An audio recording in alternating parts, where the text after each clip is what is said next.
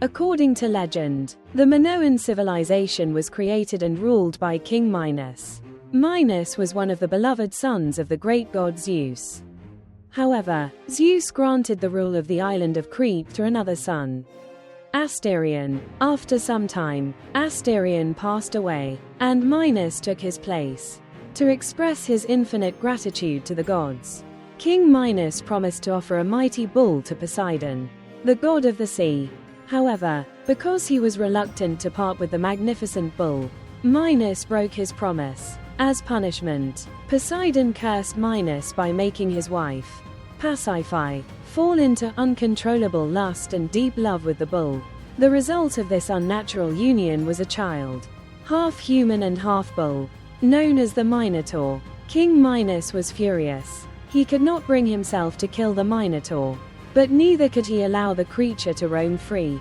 The best solution was to hide it. After receiving counsel from his trusted advisors, Minos decided to build a palace so intricate and complex that it would serve as a prison for the Minotaur. The palace was designed so that one could enter, but finding the way out was impossible. Those who ventured inside were doomed never to return. Minos heard of a man named Daedalus from a distant land, known for his extraordinary talents. He summoned Daedalus to Crete. Under the king's command, Daedalus constructed the Labyrinth, a maze-like palace with twisting, spiraling pathways, to imprison the Minotaur. This architectural marvel became one of the most famous creations of the ancient and sophisticated Minoan civilization. From mythology, the Minoan civilization entered history. The civilization established by King Minos left behind astonishing traces, uncovered through archaeological research. Ancient Minoan culture has fascinated many archaeologists, particularly the renowned British archaeologist Arthur Evans, 1851 to 1941. In 1894, he decided to systematically excavate the ruins of Knossos, restoring it to its former grandeur as a magnificent Minoan palace.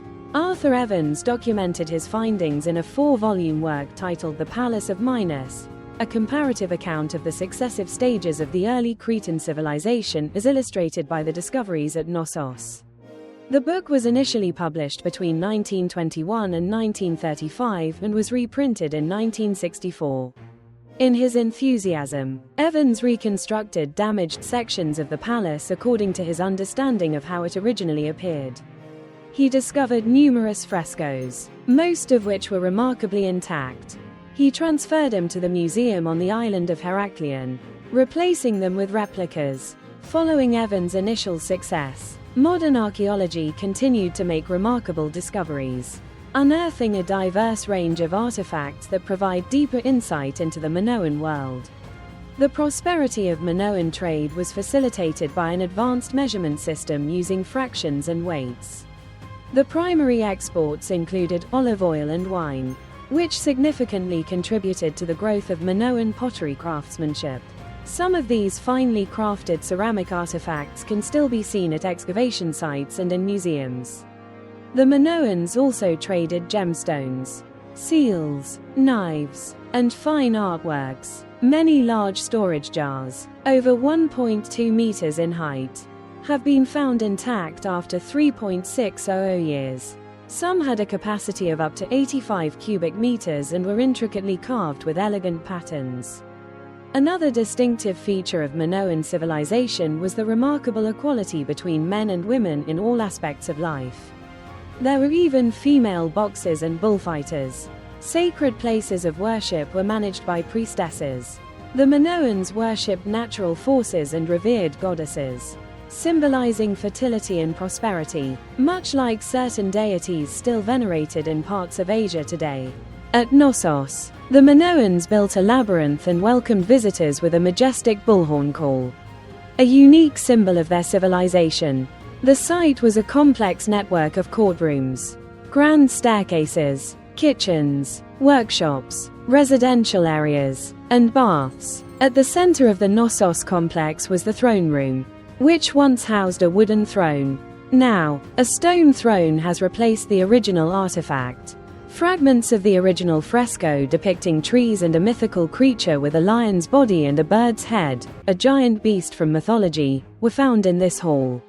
Stone caves, possibly used for religious rituals and believed to have once contained olive oil, were also discovered. On the northern gate stands a carved relief wall, recreating the image of a figure adorned with small flowers. It is believed that this fresco represents the Minoan prince, wearing peacock feathers and a lily wreath, leading an invisible animal in a ceremonial procession. Fragments of another fresco depict young women dancing alongside dolphins. This artwork is thought to have decorated the queen's bedroom.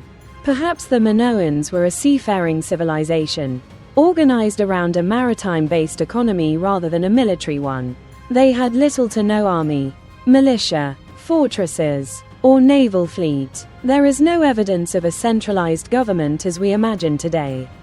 The Minoans engaged in trade, and due to limited land resources, their prosperity was maintained through maritime commerce with Greece, Egypt, and other regions. Knossos was managed by a complex administrative system of officials and bureaucrats working within the palace. Goods were distributed using clay seals, many of which have been recovered. Some of these seals contain inscriptions in linear script, which remains undeciphered. Since the Minoans settled near volcanic regions, their palaces and cities were repeatedly destroyed and rebuilt due to earthquakes. Other Minoan palaces, such as those at Phaistos and Katoxakros on the eastern bay, featured numerous rooms, thousands of decorated jars, pools, wooden floors, and luxury items similar to those in modern societies. In reality, the Minoans mastered various techniques that closely resemble those of our modern era, even developing a drainage system. The frescoes and pottery artifacts unearthed from excavation sites provide a glimpse into an extraordinarily refined civilization preserved in museums. In Akrotiri, Minoan settlers built urban centers with an artistic touch, constructing roads, buildings, and drainage systems, while the rest of Europe still lived in primitive hunter-gatherer huts. The wealth of evidence suggests that this aesthetically gifted people thrived in the Aegean region thousands of years before the classical Golden Age of Greece. The most distinctive feature of the Minoan civilization is its exquisite art. In contrast to the classical Greek style, Minoan art is unmatched in grace. Its defining characteristics are elegance and natural fluidity. Much of what we know about Minoan life comes from paintings and frescoes. These artworks depict the prosperous Minoan society in harmony with its surroundings. Human figures are portrayed with balanced proportions, adhering to aesthetic principles. Their slender waists, flowing lines, and dynamic details bring the scenes to life. The Toreador fresco, for instance, illustrates an athlete performing a daring leap over a bull's back. On the island of Crete, bull leaping was an aristocratic sport. Unlike today's bullfights, where bulls are killed, this fresco is preserved in the Heraclean Archaeological Museum, with a replica displayed at Knossos. Similarly, Minoan women were independent and stylish, much like women in any modern society today. The Minoans dressed with personality, traveled on horseback, organized bull leaping events, hosted grand feasts, drank wine, indulged in elaborate festivals, conducted maritime trade with distant lands, and celebrated life, much like we do today. Based on what we know about Minoan civilization and their way of life, it is not so different from the modern world we live in today.